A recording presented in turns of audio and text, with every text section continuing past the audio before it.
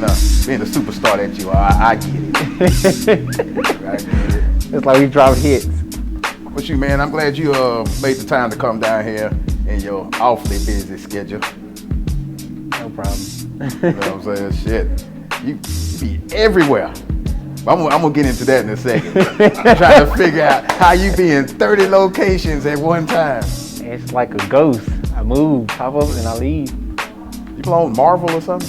You getting all these places. Nah. What you do? You gotta say what's going on. How you get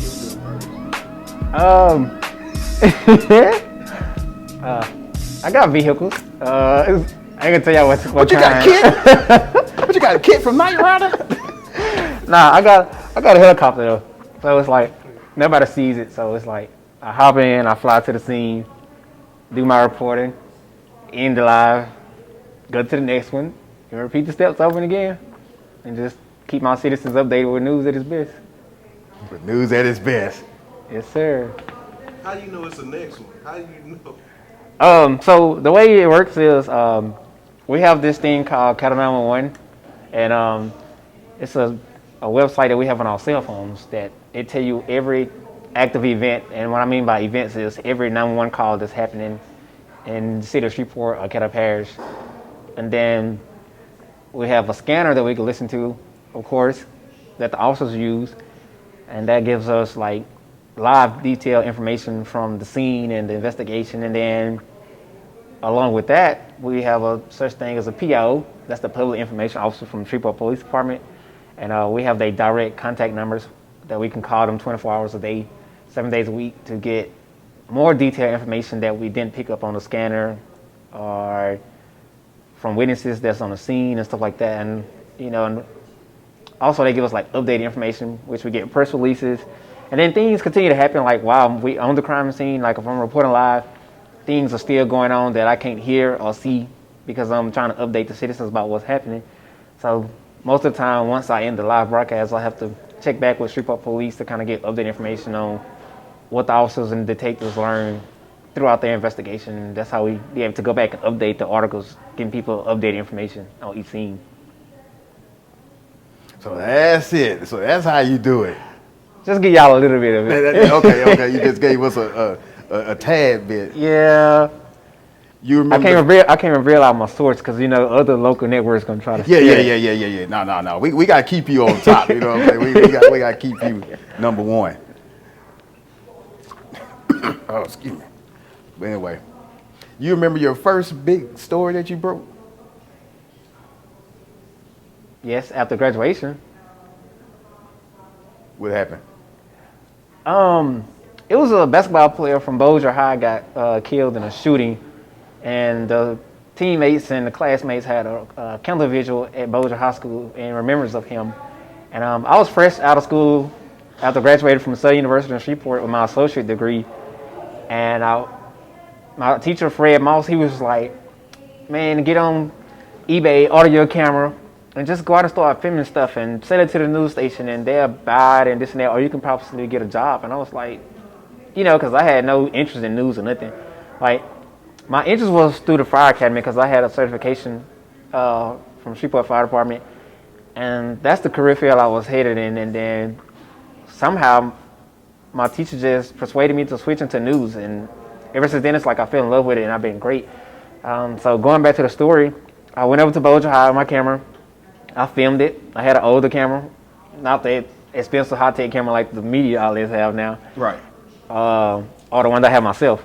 So I filmed it, everything, and I went over to KSLA, and I knocked on the door, and that's like, who am I and what I'm here for.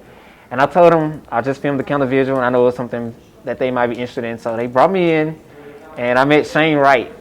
And he was in the studio. He brought me in, introduced me to everybody, and he told the newsroom managers, hey, this guy got footage of a counter visual. We didn't get to make it, so let's see what he did. And he got it. He got the memory card and inserted it to the computer. He copied my clips. He started watching them, and he was already telling me how much of a good job I did for my first story, just on filming wise. And so I'm just standing there listening to him, and he was just giving me tips and ideas of what to do, and just kind of like persuading me to kind of keep going, keep striving to get into the news industry. And so I was like, well, that's not something I want to do, but I'll give it a try, since he telling me that. And so he just kept motivating me to keep going. And ever since then, like, I was going out to different crime scenes, and I was just filming stuff. And so everything I was filming, I was sending it in to KSLA. And what motivated me to keep going is that everybody was texting me and tagging me on MySpace, Facebook, whatever it was. I think it's MySpace at the time. And they were just like, we saw you on the news, your name on the news, good job. We saw you reported this. And everybody was just tagging me and stuff like they do now. And with the praise of it, it's like, hey, this might be my calling, to just lead the fire department where it's at and just try something new, And I tried it, and I've been successful since then. And it's like I went almost a year of freelance reporting, and it's like I was teaching myself because I didn't have nobody guiding me out there in the field. And the whole time, KSLA was watching me and KTBS, but KTBS offered me a job first. Right. So I took the job at KTBS, and I worked for them for a year. And they helped me get better, kind of learn some things, not a lot. Most of it is like you out there in the field on your own. Oh, y'all laughed at that? You ain't learn much. No, I mean, not a lot. Not a lot. it's like certain stations it's so busy.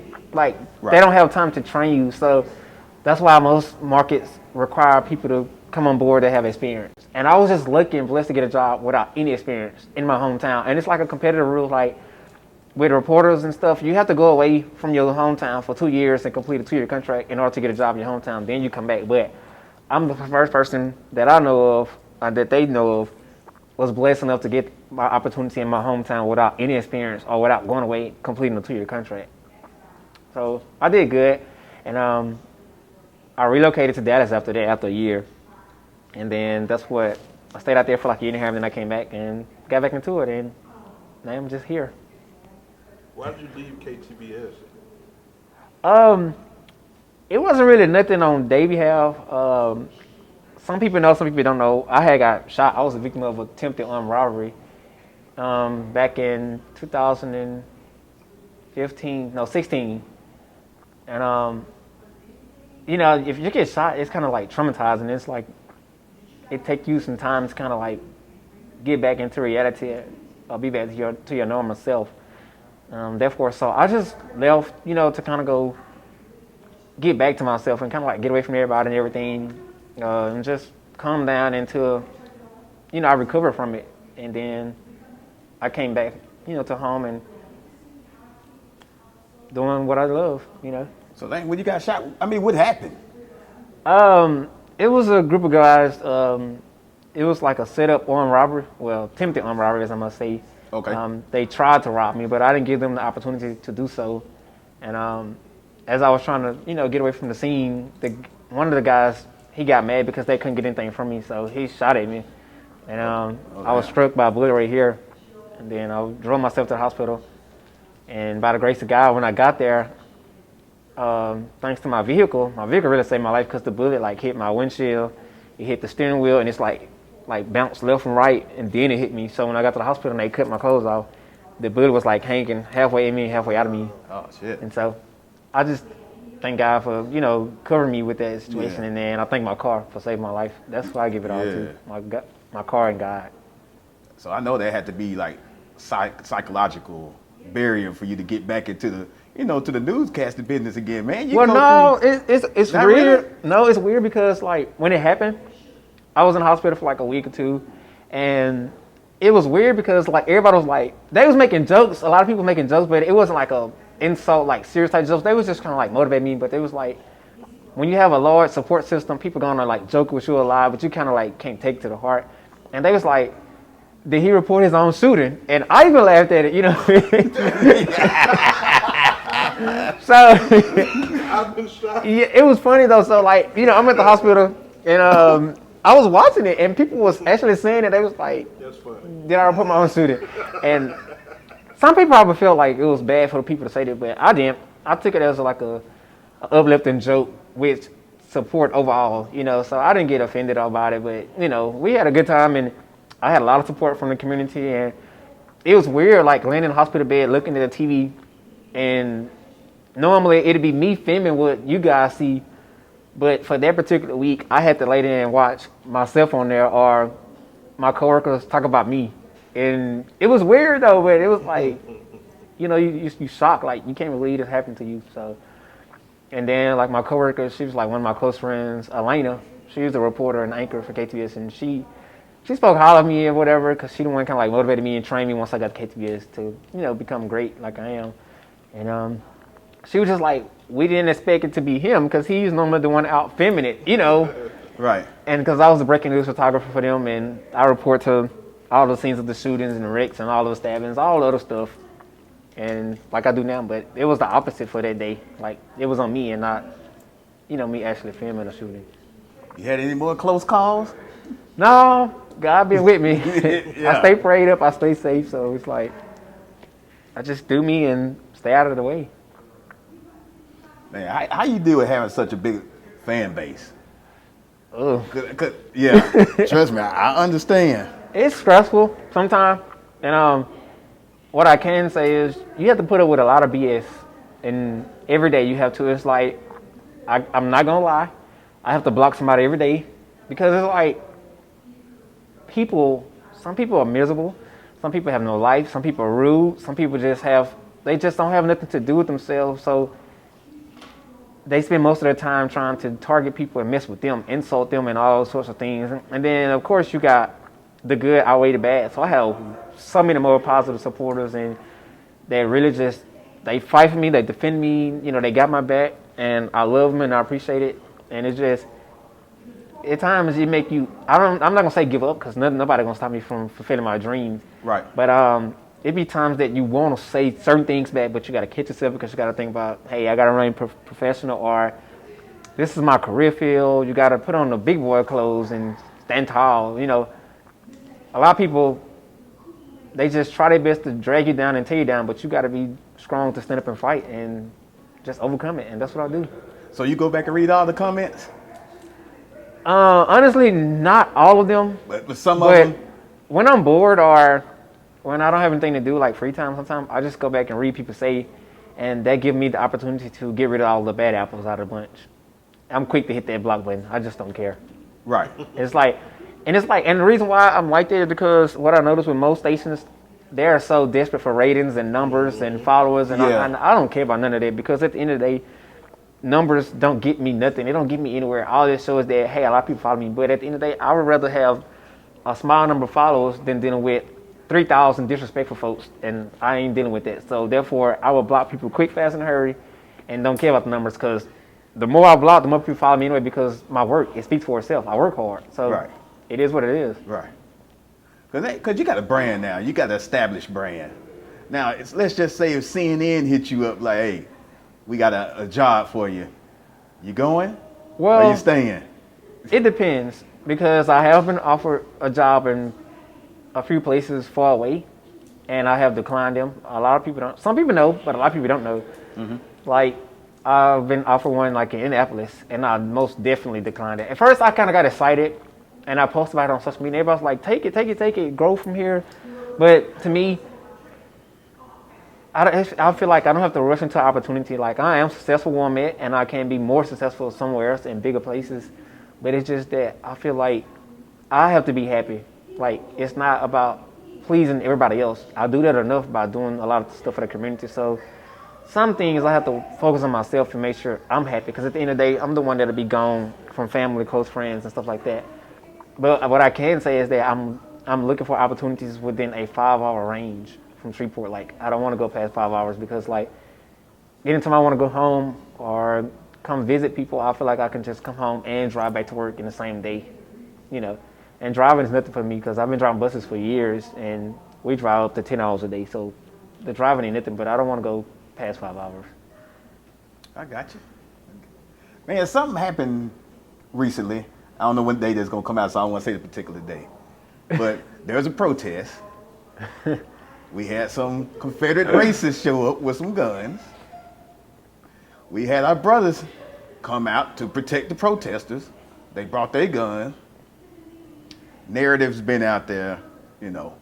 We know what the narrative is. Right. They came to be gangsters, and they was trying to do this, do that. I mean, what was your thoughts about that whole That whole thing right there. Oh, well, I'm not really into stuff like that, to be honest. And a lot of people have been kind of like questioning me on social media, asking me why I'm not there. Well, Right. he report everything else, why he not there? And it's just like, I came from a bad past of, I'm from the hood, as everybody say. I'm from Ingleside, so Okay. I had to make a change in my life and kind of like get on a positive trail and then kind of like do some things myself, which everybody start off rough until they learn and know better to do better. Right. So that's me. And so it's like a lot of the negative stuff, I try to keep myself from it because it's like I don't want to feed into it. And then it's like, especially here, we beginning to become a racial divided city, and I don't want to see that happen here because it's like we've been doing pretty good. To me, in my point of view, I think we've been doing pretty good.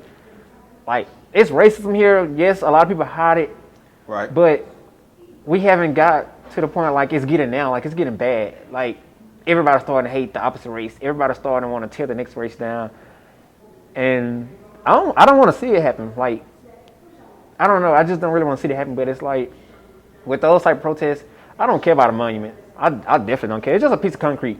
I know some people I feel different. Like, it means a lot to them, but to me, it's nothing. It's just concrete. And I don't see why any citizen should risk their life behind some concrete. Like, it's replaceable, but your life isn't. So, who knows? Those things could get violent one day. It can be like out of town, which result in shooting and death and injuries. And, God forbid, I hope it don't happen here, but I'm not afraid to go to it because I've been to a couple of them, but Right. it's just that I only want to attend the positive ones. Like, that's just me. Like, people always complain, be like, why he not post anything positive? And it's because people overlook the positive stuff. They only look into anything that I post negative, and then they get mad at me when I post certain things, but y'all react to the negative stuff and not the positive stuff. So that's just been my mindset about it. And that's Yeah. what I told people this week on social media. Like, I'm only into the positive ones, like the Bayou Outlaws. Theirs was great. They did the horses. I stayed from the beginning to the end, even the after party with them for a while. It was great. And they just rode through the most dangerous parts of Shreveport where the crime happening at, and Right. they chanted Black Lives Matter, no racist police, no justice, no peace. So a lot of the chants and stuff, and it was awesome. And I salute them. They did an awesome job, and they got a lot of feedback from the community and a lot of people from the public. The neighborhoods came out. They was holding up their fists, blowing the horns. Shreveport police assisted with them. So they did a good job with protection and escorting.